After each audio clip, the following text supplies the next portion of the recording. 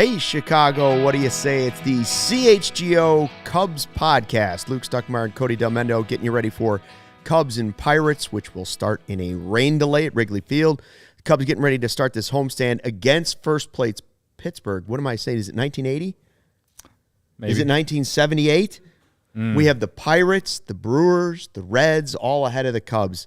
That doesn't happen very and the Cardinals in last place is even stranger about the whole thing. Yeah. But once they get this started, Cody, this is a big series for the Cubs. If they're going to have any illusions of trying to get back in this and win the division, boy, you better have a good homestand against the Pittsburgh Pirates. You better take care of business against the first place team in your division. Listen, I mean, they're 6.5 back in the division, 5.5 back in the wild card somehow, some way.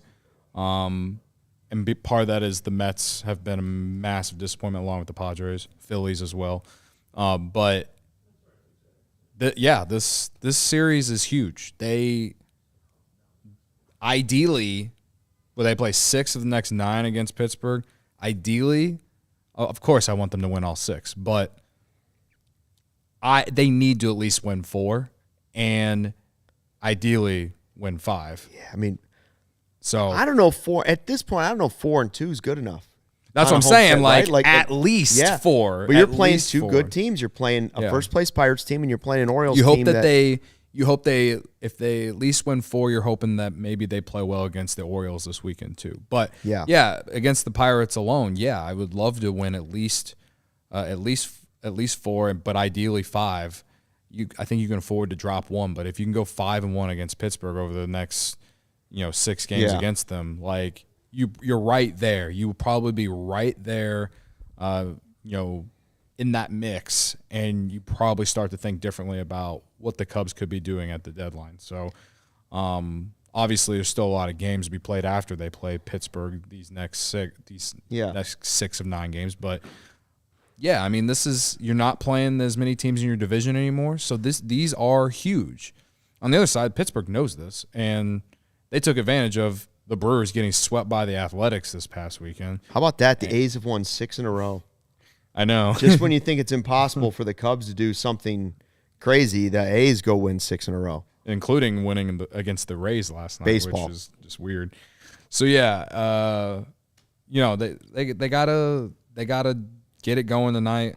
The lineup it gives me heartburn, but you want to talk about extreme reverse splits. Luis Ortiz, lefties are hitting like 388 against him, so that's why David Ross putting these lefties in there. However, there have been times where reverse splits have been a thing. You can look them up, and or not reverse splits, but just these splits. Yeah. There have been times where a pitcher in the past the Cubs have faced has been not good against a certain part of the certain guys or certain lefties or righties, and the Cubs haven't gone that route. So why they decided tonight to be like, oh, this guy's letting hitters hit 380 against this guy's hitters or left-handed hitters are hitting 380 against him. Oh, let's load it up with lefties, including Mastrobuoni, Madrigal, and Barnhart all at the bottom. Why not? Let's give our fan base a big old heartburn while all of Chicago is getting downpoured on. Just whatever. Here's the thing. I don't know, man. I remember, I think it was against the Giants, they put out a lineup, and Twitter and the chat basically laughed and said, they're not trying. They're not trying. And then the Cubs won 2 games with a crazy lineup. Was it the Friday lineup? Right, and the night before I'd said, he's going to have to do something. He's going to have to totally shake up his lineup. He can't just throw the same lineup out there and hope for a different result. Even if it doesn't make sense, he's got to put a new lineup. Well, the lineup tonight against the first place Pirates at home at Wrigley Field is sort of the same way. Now, Tauchman's leading off. Everybody in the chat seems to think, okay, that's good. We like Nico number 2, Seiya, Happ, Tansby. It's the bottom of the lineup that's the interesting part, right? Yeah. Well, Tauchman has performed well in the leadoff role, like in the few games. So for sure. I think we're all pretty okay with that. He's earned the right to be playing in center field and even bat leadoff. Right. Now, Mervis Our guy Master Boney's back up. Madrigal, of course, is back up, and Barnhart. Our guy. 7, 8, 9 doesn't look like a first place team is in town, right? But but when everybody laughed at that type of lineup against the Giants, then they won 2 games. So I can't say it's not going to work. Also, people never thought I'd say it or see it, but people were clamoring for Madrigal to come back and play every day at third base because Wisdom was playing that bad. And now he's here in the lineup at the bottom of the order, which is where I'd rather have him than at the top. And how many hits? And people are yelling about the lineup. So it's just like, I think he has 1 hit since he's got back. I think that's correct. Not surprising. But yeah, no, Well, the Cubs made moves today. If there's one thing that I'm annoyed at, is that Barnhart is in there. You're coming off an off day, and it's just like, why not go with Gomes or Amaya? You know what I mean? But unless Taillon, lefties are hitting well against this pitcher. You know what I mean? I don't know. And he did have a big hit on Friday that won me Who You Got. Just saying. Probably the greatest Who You Got since the VR win. Or what about didn't Joey? Oh no, one? Who was the one I had? Other guy I had last year. Oh, Esteban Quiros. Esteban Quiros is still number 1 all time. I don't know about that. That was the one. Anyway, they did make a couple moves today. Kay is up for the bullpen. Master Boney's back up from Iowa. Brandon Hughes, 15-day injured list. Jeremiah Estrada, who struggled, back to Iowa. Estrada's one of the guys who hasn't been able to come up and piece it all together. Everybody knows that the guy can throw some heat. He's got some good stuff. Probably needs a secondary pitch that's a little bit better. So he's going back to Iowa to work on that because it wasn't successful here at the major league level.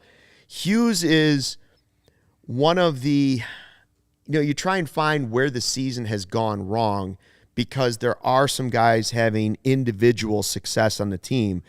And Hughes is one of the quiet reasons for some of the problems in the bullpen, right? Like, you don't look at Hughes and say, he's absolutely vital to this team, but he's really their only lefty in the pen.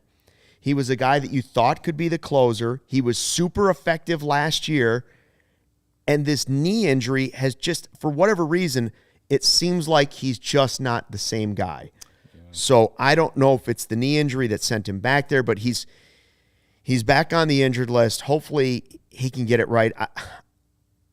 It kind of feels like this is a guy who might have to have a scope or something maybe done. I'm not a doctor. I have no idea what's going on with his knee. I'm just saying it seems like he's able to play through it, but he's not really able to play through it. Like, he's doing his best, but clearly he's not the same pitcher as he was last season. The results are not the same. So he goes down, and you hope Kay can come up and pick up some of that.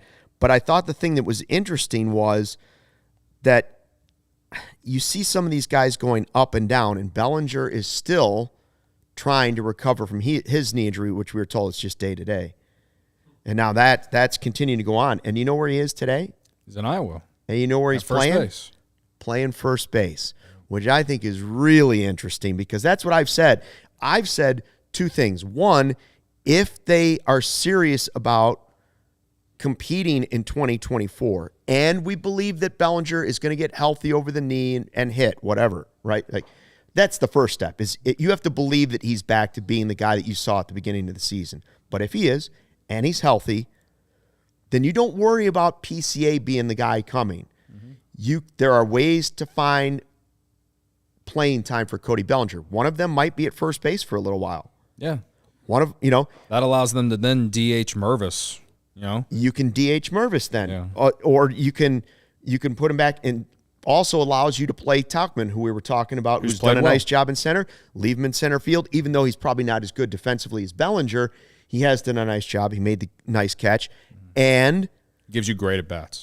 Bellinger gives you that flexibility for potentially the future. You get a clear look at, can this guy play first base long term if we want to keep that bat? He's only 27 years old. Yeah. If you think he's still that guy. And if he's not, and he still plays that, and you've already decided, you know what, we're going to have to trade him once we're completely out of this at the trade deadline, then you're only showing other teams, look at the flexibility. You could play him in center field. You could play him at first base. You're only increasing his trade value by putting him in at first base. So I will, now that I've seen this, now I believe the Cubs are on the path to, we had Morel taking a little infield. I think it's way more likely you start to see Cody Bellinger starting to play a little bit at first base.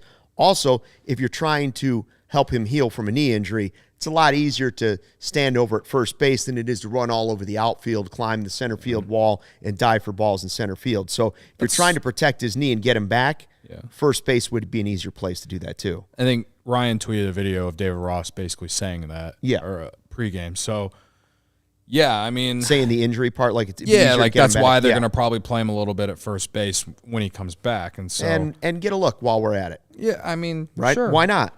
It's not like he's never played first before. He played first when he was with the Dodgers, and he played all corner outfield too.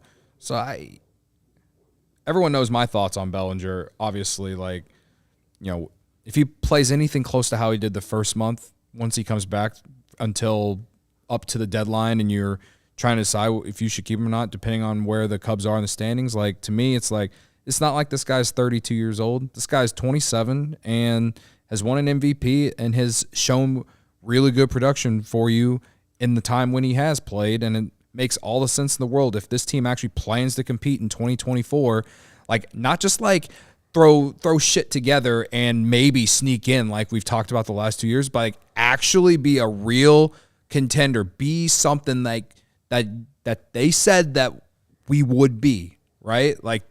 Everyone, that's all people have talked about, is that the Cubs would be back to real contention conversation at least in 2024. Mm-hmm. And so if that's how the Cubs see it and how they plan to do things, then I've never thought that trading Cody Bellinger was going to be a good idea unless you just completely fell apart and you're already out of it. And listen, before the Giants series, I felt like we were headed that way. And then they won 2 or 3, and now they have a really good chance here to get right back into this division race and, control their own destiny a little bit. So, the Bellinger thing, it is interesting that they're going to have him play a little first base. But also, like you said, it's good for help, helping him get his knee healthy, because it's not as hard to play first as it is center field. Well, and we know they don't really have, once they decided to let Hosmer go, your options for first base replacements are less, right? So it's Mancini or Mervis right now. And so at the moment, neither one is spectacular at first base. I'm just guessing that Bellinger's a better first baseman than they are both with the glove, but we'll find out. Yeah. And if he's not, okay, but I think there's multiple layers to it. I don't think it's just that they're trying to protect him coming back a little bit. Cody Bellinger wants to get back. His payday is sitting there. He doesn't want to sit out too much longer either. And so he wants to get back and prove that he can finish the season healthy and be the guy that he was at the beginning of the season. And if he is, then I believe the Cubs, they may be wise to trade somebody else, but if he's healthy and he's reasonable at 27 years old, I'm not so sure that's a guy they should be moving. Yeah. Because they need somebody at first base. They may need somebody in the outfield. It gives you the flexibility in the outfield that you might be looking for. That might give you the time to have PCA and Bellinger both in the outfield if you want that moving forward. And maybe somebody else becomes a DH or somebody else becomes a trade piece. Mm-hmm. Right now, you're just not getting enough power. And Bellinger's one of the few guys within the organization that's ready to play at the major league level that gives you power. Yeah. So that's why I think they should be careful about what they do with him. And so I hope that he's ready to come back. And when he does, I hope that he shows he can play first base at a really high level. It's hard to hope that he comes back and just turns it back on like he did in April after not playing for a month. But, man, the Cubs are going to need something close to it if they're going to get back in this division race, man. Just the presence alone in the lineup will be huge whenever he gets back because, even though those 2 weeks before he got hurt in May, even though he wasn't as hot as he was in April, he was still giving you good at-bats. He was still walking, still finding ways to get on base. they've missed him immensely in the lineup. Big time. I agree with you. It's a large ask to put your season on the shoulders of Cody Bellinger. Be like, hey, come back and be an MVP, because if that's what we're hoping for, then it's probably over. Yeah. Actually, it probably is over anyway. But if it's not, like, it's a big ask of, hey, he's got to be the guy to carry us. Now, could he be a piece that helps turn your season around? That's what I think realistically you should be hoping for. Oh, for sure.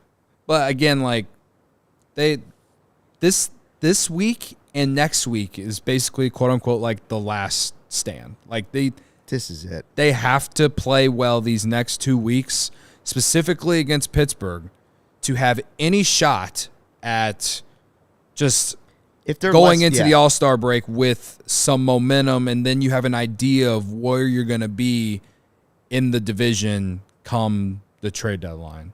If they don't play well against Pittsburgh, then if they're less than 500 on this homestand, forget it. Oh yeah, just pack it up. They got to have a winning homestand. Yeah, they have to, because they're not playing well enough on the road to justify a 500 homestand. Even like they got to win. What, they got 3 against Pittsburgh and they got 3 against Baltimore. Mm-hmm. They got to go 4-2 at the very least. If they go 2-4, yeah, and I say 4. Well, the big part is the Pirates part. If they were to get swept by the Pirates, done. Right. It's an interesting, because we call it like the revenge series, right? Like Taillon, weather permitting, right now it sounds like Noah might be building an ark on our roof here in West Loop. Like, I saw animals going 2x2 down Racine earlier. And they're saying, like, they're hoping to start at 8 or 8:30. Right now, it sounds more, based on that, I'm going to say more like 8:30. Yeah. But it is. You got Taillon going against his former team. Tomorrow, you have Rich Hill going against the Cubs in Game 2 of the series. How is Rich Hill still pitching? He's 5-5 on Cubs the season. legend. Man, if you had to tell me, like, of all the guys that I covered way back when, which one would still be playing, I couldn't have pulled Rich Hill. Never in a million years. Do you guys know how old he is right now? It's like 40-something, right? 43? 43. Nailed it. Yeah. That is crazy to me. Yeah. 43. And I was telling Kevin Kaduck that I don't know if I remember the exact location. I think it was Atlanta, when he found out that they were sending him down and likely letting him go from the organization. It was like when Wilson left, right? Like, Wilson was the only team he'd ever known. He was drafted by the Cubs out of Michigan, Rich Hill, and I think we were in Atlanta in the clubhouse, and he was crying during the interview. Like, he was really upset that he wasn't going to be on the team, and he was likely going to be shipped out. And then he had the yips, right? He was throwing it to the backstop for a while.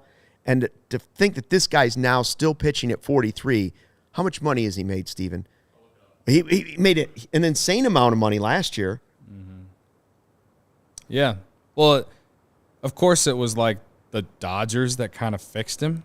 Because I felt like he was out of the league for a long time, and then he made a comeback. He was out of the league for a while. He's pitched for the Cardinals. He's pitched for the Pirates. He's pitched for the Dodgers. Are you ready for this number? Yeah. He has already made $79.8 million in his career. Good for Rich Hill. Yeah. $80 million. That's just the contract. That's not any, like, endorsements he might have with shoe companies or whatnot. Yeah, put me on that track. That sounds good. $80 million for a soft tossing lefty, left-handed curveball, right? Like, the curveball just goes kind of loops in there, but it's still been effective to some level that teams keep. Doug says, when did Rich Hill pitch for the Cubs? In like 2007? Yeah. I mean, you go back. I remember new reporters at NBC Sports Chicago, and we had a picture of Rich Hill on the wall, and they were like, "Who's that?" That's Rich Hill. It's Rich Hill. He started with the Cubs.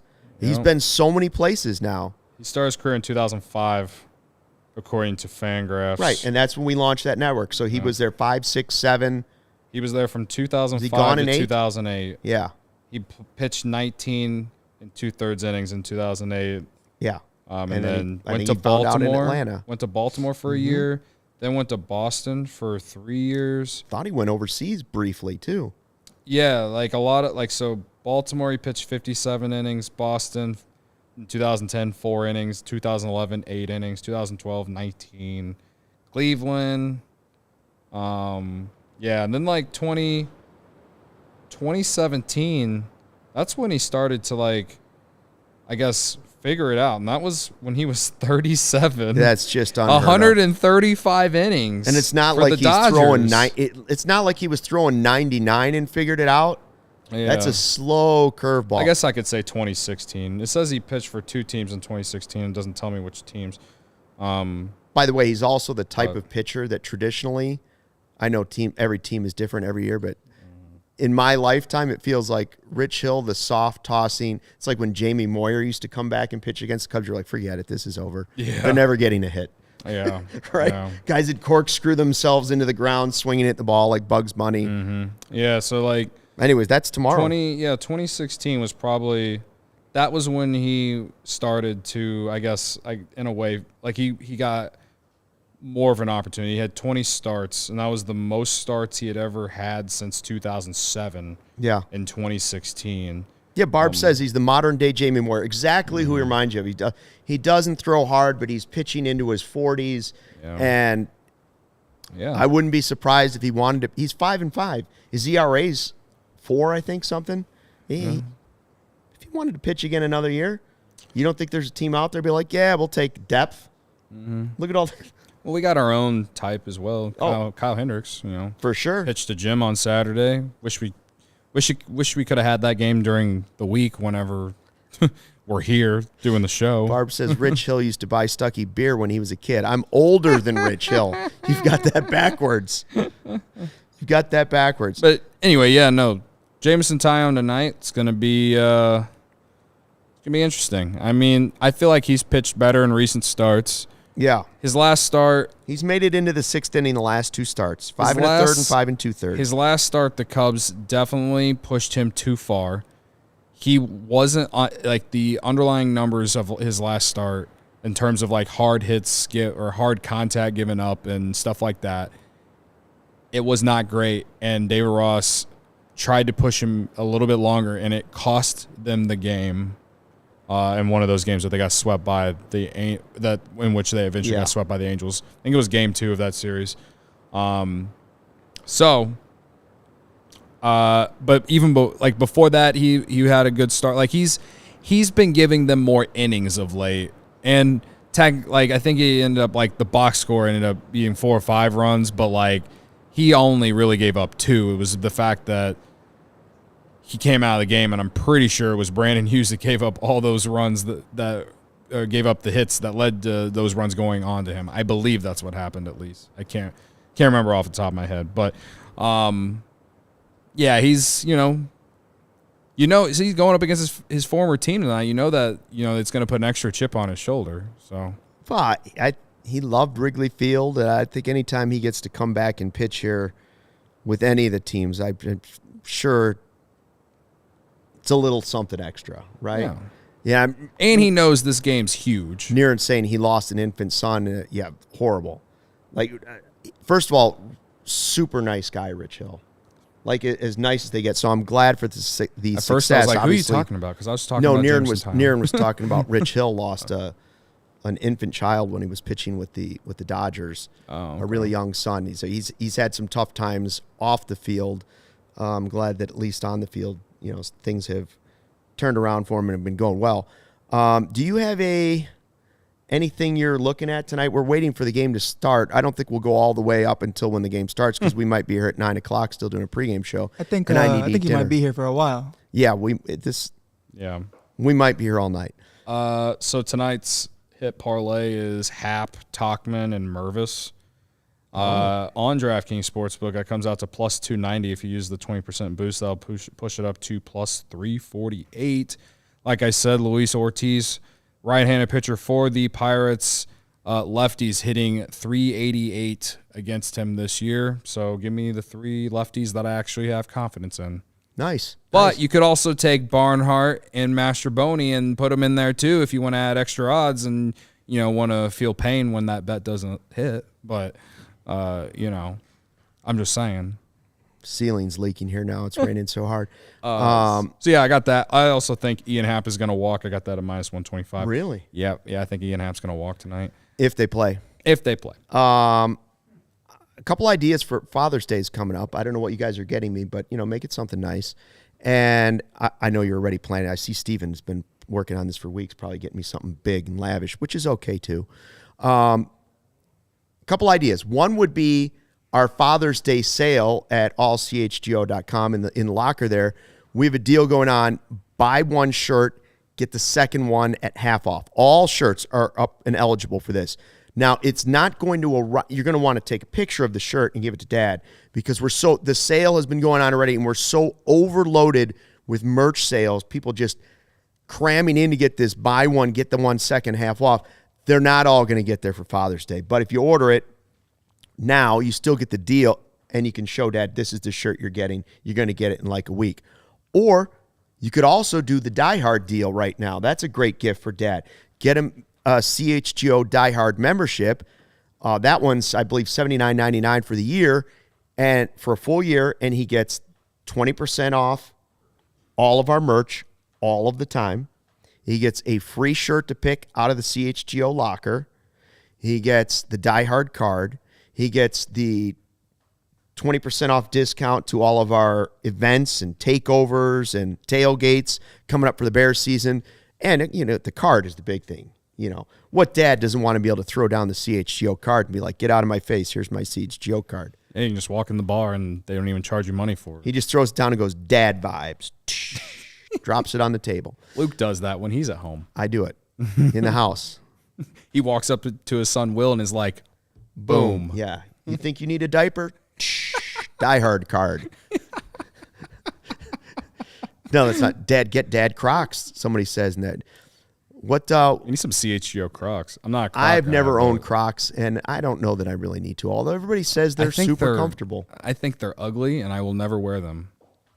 Cody, we're not doing Croc slander on here. I think. Personally, it's not the first time we've done Croc slander. Mike's a Croc guy, huh? Here's my thing. If you get the furry ones, you can wear them year round. It's a great time. Furry Crocs. I ain't trying to have my feet sweat like that, bro. But they don't even sweat. It's just a beautiful time. It's just a good time. There's cushion. If you get the normal ones, it's not a good time. It's the rubbery ones. Yeah, but you could wear those outside in the rain, like right now, and your feet wouldn't be all that wet. I'll be starting at second today wearing my Crocs. No problem. You like the furry ones? Yeah. Interesting. I didn't know there were furry Crocs. It's like on the inside, so like you don't see it, but it's like like a pair of Ugg slippers. Exactly. Right? Very fluffy. I hear you. Interesting. Today is not the first time we've had Croc slander. I remember the first time we talked about Crocs on this podcast. It was like last year when the Cubs were way out of it, and we were talking about ice cream and shoes all the time. Yeah, and all I said was, listen, before I go to Crocs, I'm going back to cargo pants, cargo shorts. Oh, please don't bring those back, man. Bring them back. No. They are one of the greatest inventions in life. The moment I stopped wearing cargo shorts, my life changed. Look at the size of my phone. I put it in a pocket now. I get some of those like workout pants that are sort of stretchy, and you put the phone in and the phone sinks down to your knees. I don't like that. I like that. So now you got a pair of hardy cargo shorts on.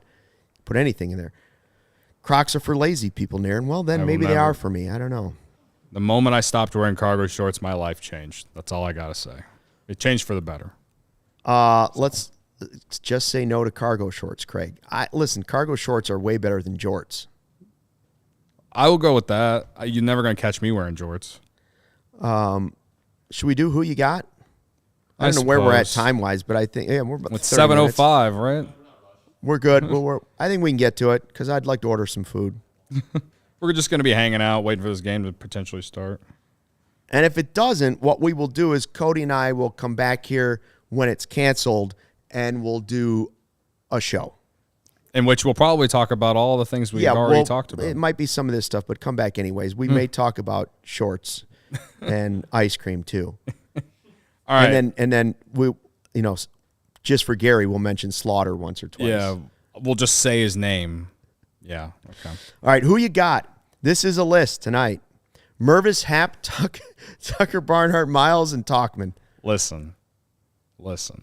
The Cubs are 1-0 when I take Tucker Barnhart for who you got. That was a big win. You know what?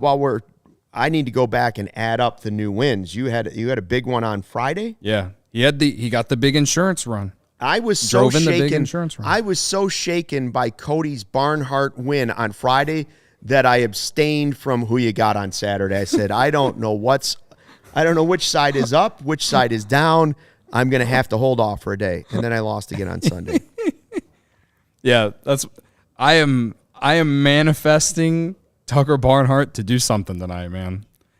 Somebody said nobody took Boney. No, Brendan took Master Boney. Barb. Right? Yeah. That's what I thought, yeah. Brendan took Master Boney and Corey took Talkman. And I went Mervis just for the lefty thing. Barb says Cody forgot his Daisy Dukes. He doesn't have jean shorts. No. Do you know what Daisy Dukes are? Not really. Dukes of Hazzard. Daisy Duke was the girl on the show, and she used to wear short jean shorts. Oh, so anytime a girl wears short jean shorts, they're forever known as Daisy All I can Dukes. think about is Jessica Simpson now in her prime. Well, so. and she did that playing the role of Daisy Duke in Dukes of Okay. Hazzard. I never watched it, so I don't know. Anyway. It was slightly racist. Thanks for checking out the Probably. I mean, in general. The car had the Confederate flag on the top. So Yeah, that's fair. It was That's racist. fair. Yeah. Thanks for checking out the CHGO Cubs pregame show podcast. We'll be back here either after the game or after the game is called because of rain. Either one, we will be here. Until then, fly the W.